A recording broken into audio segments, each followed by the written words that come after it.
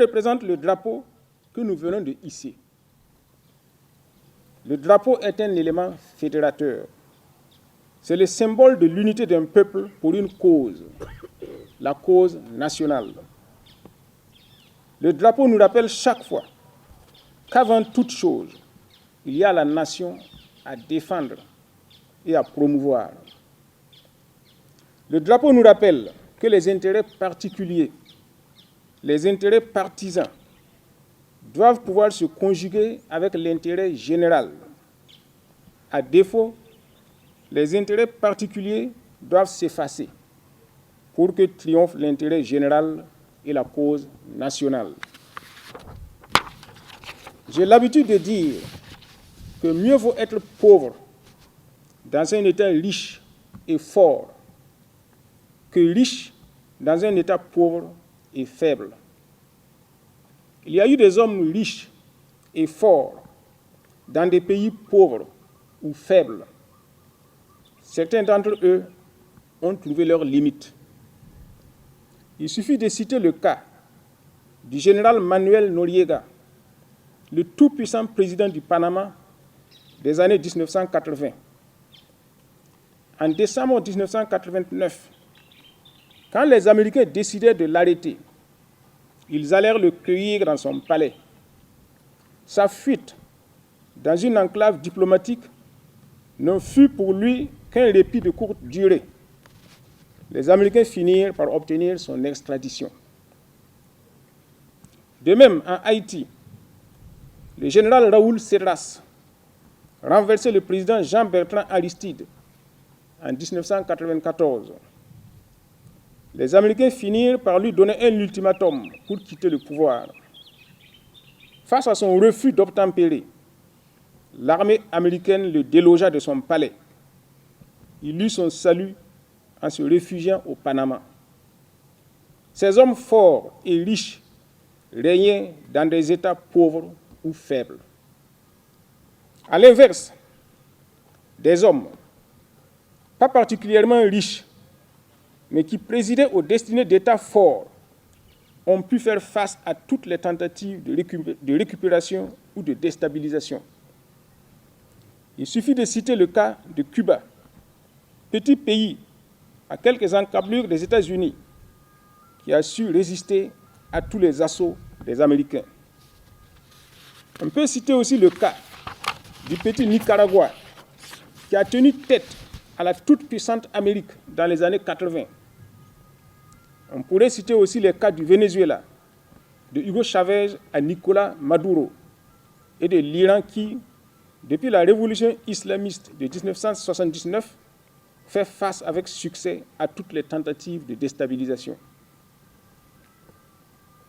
Un État fort est donc une garantie de sécurité et de stabilité des institutions et un facteur de développement. La pauvreté actuelle de l'Afrique noire est due en partie aux tentatives de caporalisation des dirigeants et de déstabilisation des régimes.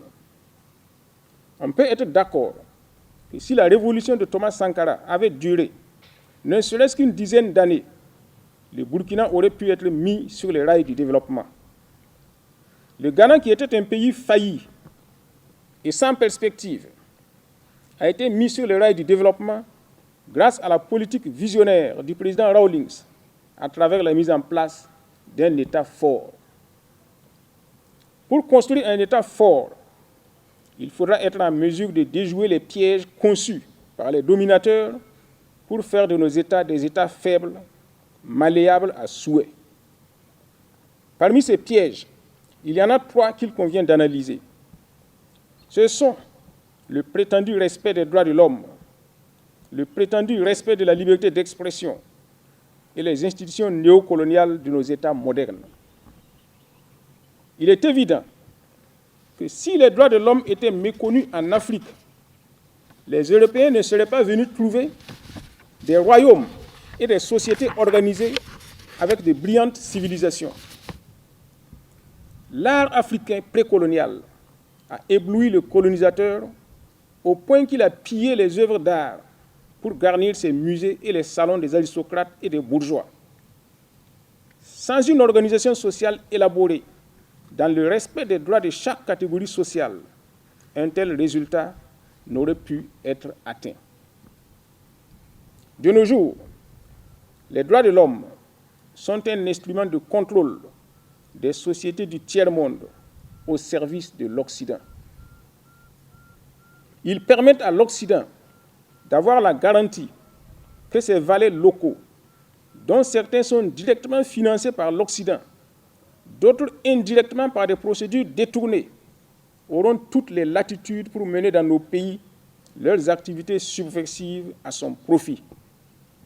Lesquelles activités ont pour finalité d'infiltrer les appareils d'État et d'affaiblir nos États au profit de l'Occident. Dans nos pays, les droits fondamentaux ne sont pas encore satisfaits. Les droits de l'homme consistent d'abord à donner à manger aux populations, à les soigner, à les instruire, à les loger décemment. L'Occident ne voit pas ses droits à satisfaire dans nos pays, alors même qu'il jette régulièrement à la poubelle sa surproduction agricole et industrielle, rien que pour maintenir élevés les prix de ses produits. Ce qui le préoccupe, c'est uniquement l'assurance que ces éléments infiltrés dans nos sociétés peuvent poursuivre leur travail d'agitation et de sape à son profit en toute impunité. Quand les mêmes droits sont violés en Occident, cela est passé sous silence, ou tout au plus qualifié de simples mesures de maintien de l'ordre. Chacun sait qu'aux États-Unis, toute personne présumée être une menace pour la sécurité nationale est éliminée sans autre forme de procès. Personne ne parlera de violation des droits de l'homme. Partout dans le monde, les États-Unis se donnent le droit de tuer ou d'intervenir dès lors qu'ils estiment cela nécessaire pour leurs intérêts. On peut rappeler ici les cas du Panama et de Haïti, mais aussi ceux de Cuba en 1901 et en 1961, sans oublier le Vietnam, l'Iran en 1980, l'Irak et l'Afghanistan plus récemment. La France n'est pas en reste. Elle qui a commandité et continue de commanditer des coups d'État en Afrique, principalement en Afrique francophone, sans aucun égard pour les pertes en vies humaines, sans oublier son soutien au terrorisme au Sahel, qui a fait des milliers de victimes et qui continue d'endeuiller nos populations. En France même, l'on a vu comment, en novembre-décembre 2018, les gilets jaunes ont été réprimés. Toujours en France, à la suite du meurtre par la police du jeune Nahel en 2023, le petit peuple de France s'est soulevé. Il fut violemment réprimé avec des scènes de torture dignes d'un autre âge. Comme il s'agit de la France, personne n'a élevé la moindre protestation. Personne n'a parlé de violation des droits de l'homme. Même dans nos propres pays, les médias déjà conditionnés n'y ont pas vu de violation des droits de l'homme. Dans nos pays surtout dans les pays sous contrôle de l'Occident, et plus particulièrement sous contrôle de la France, les régimes en place peuvent assassiner, torturer. On ne parlera jamais de violation des droits de l'homme. En Guinée, en Côte d'Ivoire, au Sénégal, des citoyens qui manifestaient contre les troisièmes mandats anticonstitutionnels ont été massacrés avec la bénédiction de l'Occident. Plus récemment encore, des opposants ont été massacrés au Tchad à plusieurs reprises, sans que l'Occident trouve à redire. Non loin du Burkina Faso, des procès iniques ont été organisés et des condamnations hors normes ont été prononcées. Des opposants ont été jetés en prison pendant des années. Les Occidentaux n'y ont rien vu et n'ont rien entendu. Personne n'a parlé de violation des droits de l'homme. Quelle hypocrisie! Tout comme les droits de l'homme, il en est de même de cet autre cheval de Troie, qu'est la liberté d'expression. Pour l'Occident, ces valets locaux infiltrés dans nos sociétés ont le droit de s'exprimer comme ils l'entendent, sans aucune restriction ni réglementation. Gare à quiconque osera remettre cela en cause. Aussitôt, les gouvernements et les médias occidentaux montent sur leurs grands chevaux, grossissent négativement les faits et brandissent les menaces. Les ambassades, les ONG à la solde de l'Occident et les institutions internationales sont mises à contribution pour vilipender, intimider et réprimer. Pourtant, nul ne viole autant la liberté d'expression que les Occidentaux. Dès le déclenchement du conflit Russie-Ukraine, la France et d'autres pays occidentaux, bien que n'étant pas belligérants, ont expulsé les organes de presse russes de leur territoire. Par la suite, la dame de Sotchi a été interdite d'entrée et de séjour en France pour simple délit d'opinion. Récemment, un activiste s'est vu retirer la nationalité française, également pour délit d'opinion. Le 20 mars dernier, un élu local français aurait été suspendu simplement pour avoir accepté d'être observateur au scrutin présidentiel russe. Alors, où se trouve la liberté d'expression en Occident? Il est temps de comprendre que ce n'est pas la liberté d'expression que l'Occident défend, mais plutôt des intérêts idéologiques, politiques et économiques. La prétendue liberté d'expression et les prétendus droits de l'homme sont de simples moyens d'action pour aboutir à ces fins dans nos pays. Il ne viendra à l'idée de personne de contester que les droits de l'homme sont de loin mieux respectés dans nos pays que dans les pays arabo-musulmans, où la liberté de croyance n'existe pas, où les femmes n'ont ni la liberté de leur mouvement, ni la liberté de leur choix de vie, où les délinquants sont parfois amputés ou torturés publiquement. Mais comme ces pays gèrent bien les intérêts des Occidentaux, ou sont capables de mesures de rétorsion redoutables, ils peuvent tout se permettre. L'Occident fermera toujours les yeux. Même les valets locaux de l'impérialisme qui sont dans nos pays et qui revendiquent tant la liberté d'expression refusent cette même liberté d'expression à ceux qui ne partagent pas leur point de vue. Ils créent des comptes Facebook et autres pour essaimer leur venin en prenant soin de bloquer les commentaires qui ne leur sont pas favorables. Quand on revendique la liberté d'expression et qu'on est logique et de bonne foi, on doit avoir le courage de l'accepter aussi pour les autres. Ces valets locaux, qui sont de simples véhicules de transport des intérêts occidentaux, sans contenu propre, utilisent la prétendue liberté d'expression pour nuire, afin de mieux plaire à leurs maîtres. Ils sont des dangers publics pour nos sociétés en construction. C'est pourquoi Thomas Sankara avait dit que la liberté d'expression ne doit pas être la liberté de nuire pour les ennemis du peuple. Le dernier piège dans lequel sont tombés beaucoup de pays du tiers-monde, surtout les pays francophones, c'est le mimétisme institutionnel. L'Occident a sa propre histoire. Il a mis des siècles pour se doter de ses institutions actuelles.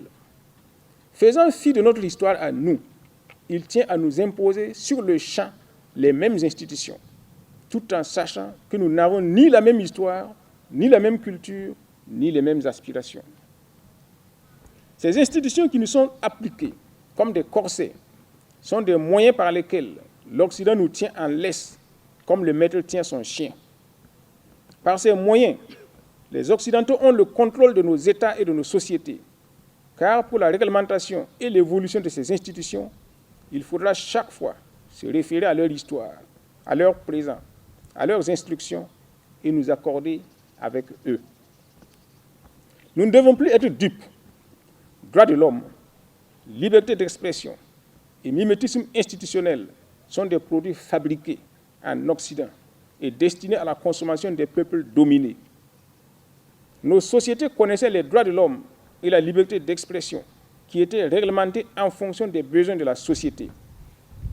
C'est pour cela qu'elles avaient pu mettre en place de grands royaumes dont la finesse de l'organisation surprend toujours l'intelligence humaine. Nos sociétés avaient des institutions adaptées qui ne demandent qu'à être revisitées. Auparavant, il nous faudra accepter de revisiter nos propres mentalités qui pataugent dans les méandres de l'aliénation mentale et culturelle.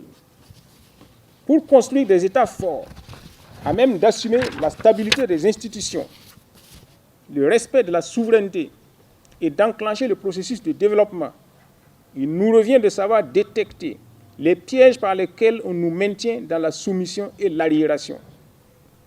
Gouverner, c'est choisir. Les dirigeants africains doivent choisir avec détermination de tenir haut leur drapeau, au risque de laisser nos pays toujours tourner en rond au gré des intérêts des autres. C'est dans ce sens qu'il faut saluer le courage et la détermination des dirigeants nigériens dans la décision de mettre fin à la présence militaire américaine dans leur pays après avoir mis les militaires français à la porte.